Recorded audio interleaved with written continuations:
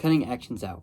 So really, as you grow in your walk and in, your maturity with Christ, you'll realize some of the actions in your life that are like inherently causing you to sin. Like whether you realize it or not, a big one for me was like the music I was listening to, like really changing the type of music I was listening to or the type of like content I was viewing online. Like it says whatever the eye sees, or the eye is the window to the soul. So whatever you take in through your eyes is what your soul will become. So if you're taking in like darkness or sin or something that's like not holy or wholesome, then your soul will also be like that, because that's what you're taking in through your eyes. So, and it also says view anything that is pure and righteous, think about such things. Like that's an important thing for you to think about, is like just realizing that when you partake in not righteous actions, or something you might not even realize, like partaking in that, it'll help you realize, or that's what will cause you to stumble.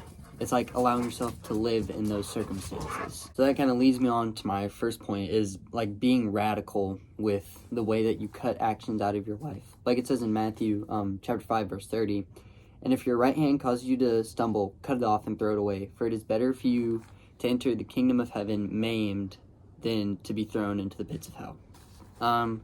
It doesn't literally mean cut off your right hand. Like, it's not literal. It's don't go off and saw your right hand off and live life like that. It's saying be aware of the actions that you're committing, and if you think that it's causing you to stumble or affecting your walk, then cut it off. I mean, realistically, what's the worst that can happen? You cut it off for a month and you're like, well, this didn't change anything. So then okay, so that's not the problem.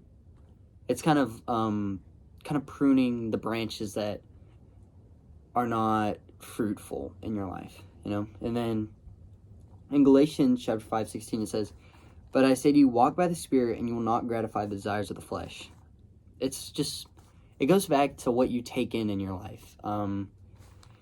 Just taking in what is good and what is holy, so that you can walk by the Spirit and not gratify the desires of the flesh.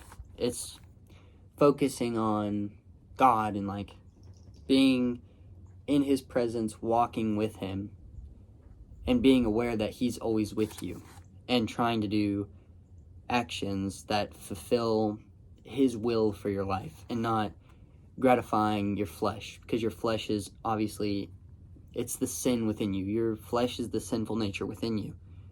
And that's why you need to walk by the Spirit, because that's the only way that you can really kind of start to flee from your sinful nature.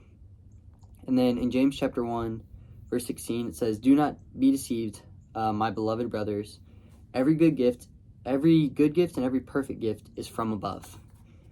Anything that is like good and holy in your life is not of your actions or of your own strength. Nothing that you and I can do will bring upon good things in our lives. Everything that we receive that is good or is perfect is from above.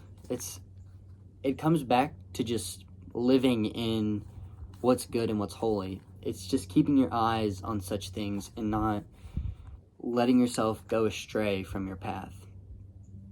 It's just so important, in my opinion, that you realize that some of the actions you commit in your life are not right.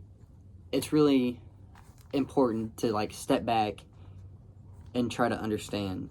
And that's why it's even more important to like just get in your Bible, because before, when I was like ignorant of the way I was living, before I had really started like really focusing on my walk and being more like prudent of what I was doing, I like some of the things that I did before, I realized now, it's like, what was I thinking? What was I even doing?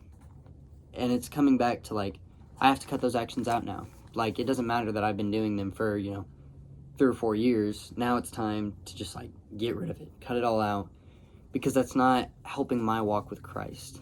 And I think an important thing to realize of sin is something I read. It says sin isn't a checklist of what you can't do. sin is actions that bring you further from God.